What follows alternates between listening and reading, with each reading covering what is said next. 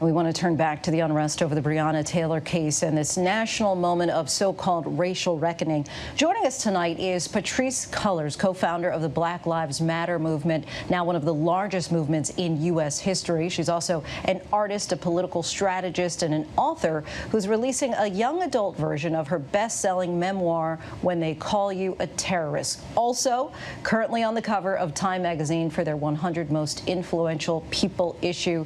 Patrisse, thank you so much for joining us. Thanks for having me. So let's start with the Breonna Taylor case. No police officer has been charged in connection with her killing, only for endangering her neighbors.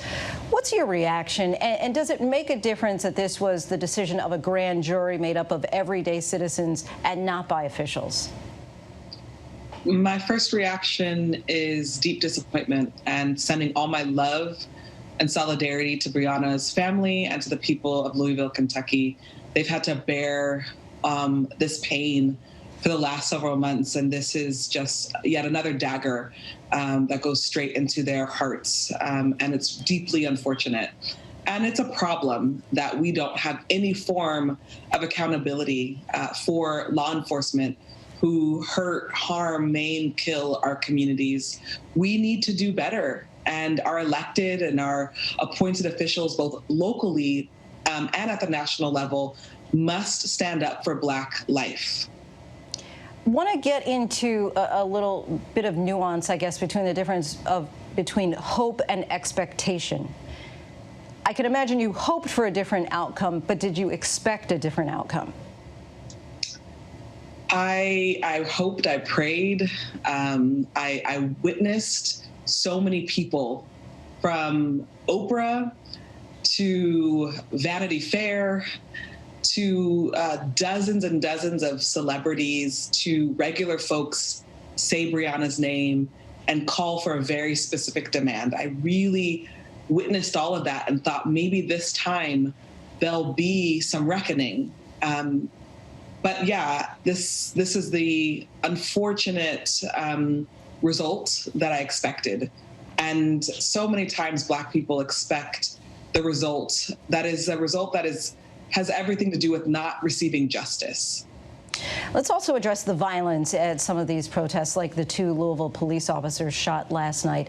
How do you make sure that your message of nonviolence is followed? And in a larger sense, how much control or influence do you and the other Black Lives Matter organizers have over the demonstrations at this point? Well, I want to, really talk to folks who are out in the streets protesting. We've been protesting for hundreds of days now since the murder of George Floyd. So many people have put their bodies on the line to show up for Black lives. I think that our movement has always called for justice. We've always called for peace. And we've always really named that our work is the work of ensuring that law enforcement is peaceful, that law enforcement doesn't hurt and continue to kill our community members. And you launched the hashtag defund the police, and you're also working on a federal bill called the Breathe Act that reallocates police funds to community care programs. How can you be sure that this type of divestment won't make communities less safe? I mean, many people are already pointing to a surge in gun violence in America's largest cities.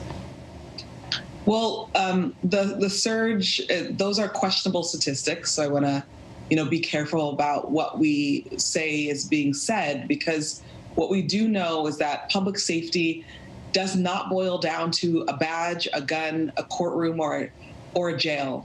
Public safety actually boils down to people having access to healthy food, having access to adequate housing, having access to jobs, having access to mental health care and drug and alcohol treatment.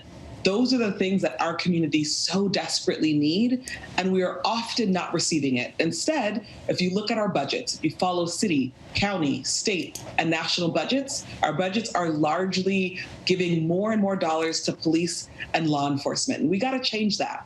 And while we're talking about defund the police, why did you choose those dramatic words instead of perhaps more subtle language? Because, as you know, it's the word defund the police that some people have a hard time with. And then in some cases, it causes them to dismiss the Black Lives Matter movement altogether.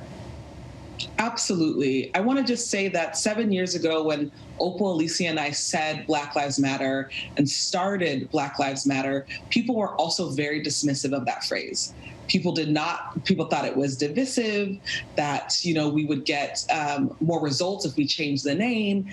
And now 7 years later, Amazon and Netflix and everybody around the globe is using Black Lives Matter. And so sometimes you have to be bold and courageous in what you ask for. And yes, some people may not be with you immediately, but people will start to recognize that over-policing and giving all of our money to police forces is not the way to get us to public safety. And let's talk about your new version of your best-selling memoir, When They Call You a Terrorist. You share your personal stories. You've certainly overcome a lot growing up in poverty, seeing your family mistreated by police and leaving home at an early age. How does your background inform who you are today as a performance artist and also in your activism? I grew up here in Los Angeles, California, in an over-policed neighborhood.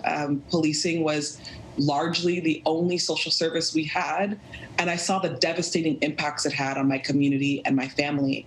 And I knew that there was something different. I knew that we deserved more than what we were getting. And so my activism and my artwork are extensions of my political values. I believe that all Black lives matter. I believe that we deserve to not just live and survive, but thrive. And I believe that because I grew up in a community that was not receiving very much from our local government and our national government. You're writing, of course, to young children this time around. What kind of racial justice do you think that these young people could achieve in their lifetimes? Oh, well, the young people are the best. I was a young activist, and this book is a love letter to Gen Zers and younger millennials saying, keep going. I see you. Your work matters. Don't lose. Don't give up. We have your back. The young adult version of When They Call You a Terrorist is available now. Patrisse Cullors, thank you so much for coming on the show. We appreciate it. Thanks for having me.